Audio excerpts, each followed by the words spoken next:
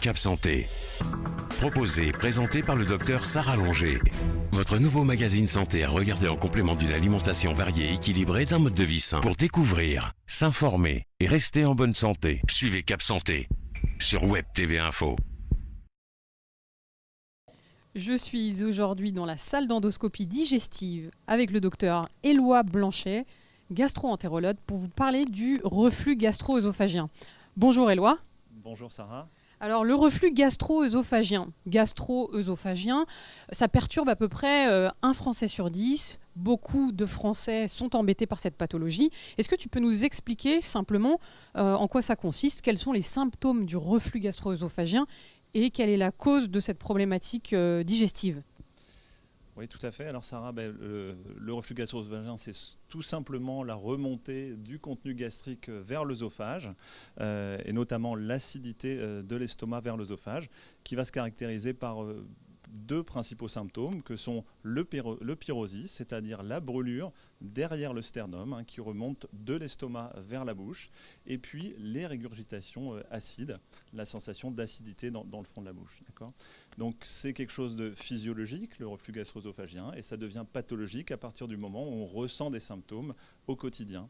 Les causes, elles ne sont pas vraiment identifiées, il y a simplement des facteurs de risque de reflux gastro-œsophagien, principalement le surpoids, la consommation d'alcool et de tabac, et puis également certaines substances qui peuvent détendre le sphincter inférieur de l'œsophage et donc favoriser la remontée d'acide du bas vers le haut.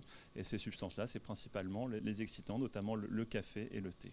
Est-ce que tu as des examens particuliers pour justement déceler ces problématiques de reflux gastro-œsophagien ou c'est juste un diagnostic qui est clinique? Alors dans la plupart des situations, c'est un diagnostic qui est clinique. Les symptômes dont on a parlé juste avant sont suffisants pour porter le diagnostic de reflux gastro-œsophagien. Et dans ces cas-là, le traitement va être un traitement d'épreuve, c'est-à-dire que si le traitement est efficace sur les symptômes, on va conclure que c'est bien un reflux gastro-œsophagien et pas une autre pathologie. Dans certaines situations un peu plus compliquées, quand les symptômes sont atypiques, notamment quand il y a des manifestations au niveau de la gorge, ou bien quand il n'y a pas de réponse au traitement qu'on introduit en première intention, on va proposer un examen complémentaire qui est la fibroscopie œsogastro-duodénale, justement pour s'assurer qu'il n'y ait pas de complications de ce reflux ou bien qu'il y ait d'autres pathologies associées pouvant expliquer ces symptômes. Donc là, vous le voyez juste derrière moi, les fibroscopes sont juste là. Il faudra nous regarder la fois prochaine pour en savoir un petit peu plus sur la fibroscopie et la coloscopie. Mais donc, tu parlais juste avant du café, du thé, des excitants, du tabac, de l'alcool. Si on doit donner un conseil aux gens sur ces mesures-là, sur ce qu'on peut changer et améliorer dans son alimentation, dans son quotidien, qu'est-ce qu'on peut leur proposer avant de passer au traitement par justement ces inhibiteurs de la pompe à protons, ces traitements qu'on prend de manière assez systématique dans les reflux? Alors c'est exactement ça, c'est essayer d'éviter de fumer et de boire, tout simplement. Ça, c'est les principales mesures. Après, concernant les excitants, c'est parfois un petit peu compliqué, puisqu'on a parfois le goût à consommer du café ou du thé. Donc c'est plus difficile de demander aux gens de s'astreindre à ça. On peut également leur proposer quelques règles hygiéno-diététiques, notamment de faire attention aux mesures posturales, c'est-à-dire de ne pas se pencher en avant juste après le repas, de ne pas s'allonger dans son lit après le repas, de ne pas faire du sport non plus juste après le repas, parce que ça peut être des facteurs qui favorisent ce reflux acide.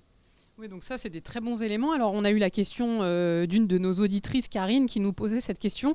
Elle a une œsophagite. Elle prend donc cet inhibiteur de la pompe à protons, donc les médicaments qui finissent en ZOL. Et malgré ce traitement, elle a toujours cette œsophagite. Alors, on peut lui proposer de diminuer le café, le thé, les épices, l'alcool, le tabac. Aussi, de ne pas se coucher juste après avoir dîné. Qu'est-ce qu'on peut lui proposer d'autre? Alors, bien sûr que ces mesures ne suffiront probablement pas. Et donc, ce qu'il faut lui proposer, c'est de retourner voir son gastro-entérologue pour probablement faire des examens peut-être un petit peu plus poussés, peut-être des examens du pH, notamment une pH-métrie ou une impédance-métrie œsophagienne.